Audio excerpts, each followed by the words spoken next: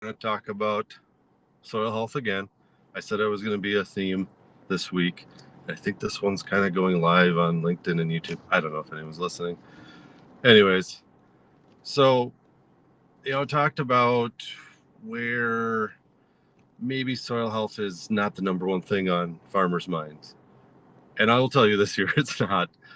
Just listening to all the stuff. I mean, prices of grain, clearly, and trading and all that stuff.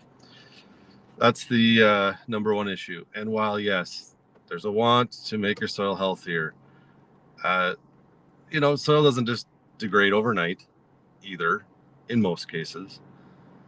You can slowly harm it over time. Many farmers have. It's a truth.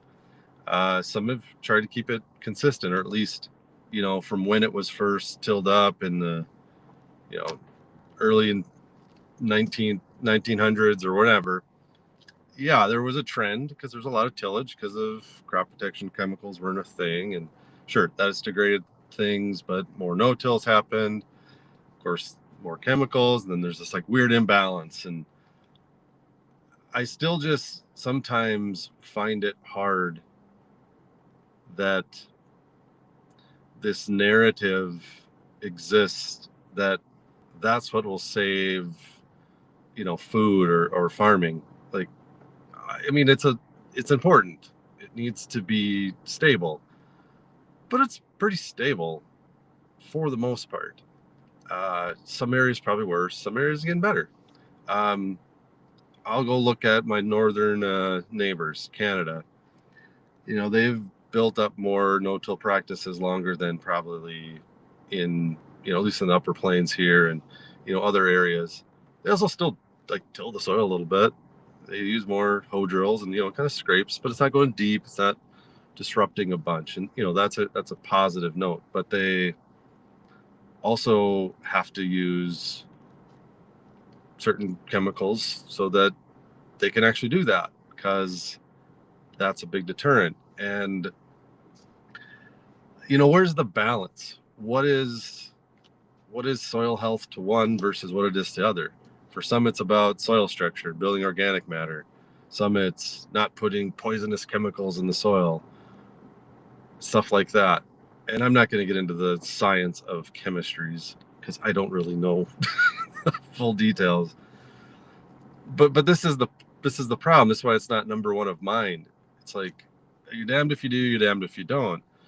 Everyone wants organic. Well, organic no-till is like not really a easy thing to do, nor economical. Maybe it can be. Maybe some of the promises of biologicals can help all this. And of course, that brings another factor. A lot of these biologicals are introducing another biological entity into the soil. What does that do? Do we really know the long-term effects of that? Maybe it's not a foreign thing, but maybe it is, and how that interacts. Like they say with some say in hand sanitizer, kills 99.99% of bacteria. Well, yeah, those are the easy to kill ones. It's the 0.001%, those really hard to kill ones. Those are the ones that are really tough and deadly and can hurt. Well, is that what we're introducing because it can take care of that one problem so well? Will it hurt other things?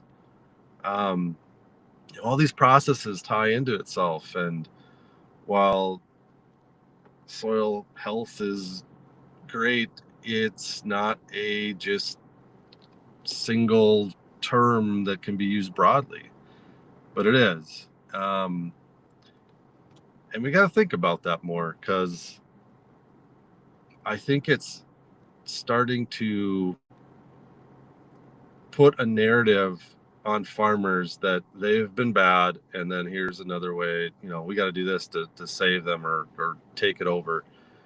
Even I saw this, I don't know, someone on LinkedIn put up this picture of all these people speaking, and it was about regenerative ag and soil health stuff. And what really grabbed my attention and kind of pissed me off, and I'm sure others would be too, is probably 80% of the speakers were just like investment capital people. They weren't farmers, they weren't agronomists, they weren't soil scientists, they weren't, people in that realm. And so it's like, what is being told? And then where does that shift the narrative into how everyone does anything? Yeah. Here's my fun thoughts for today. As everyone wants it to be always get better, it's not as simple as that.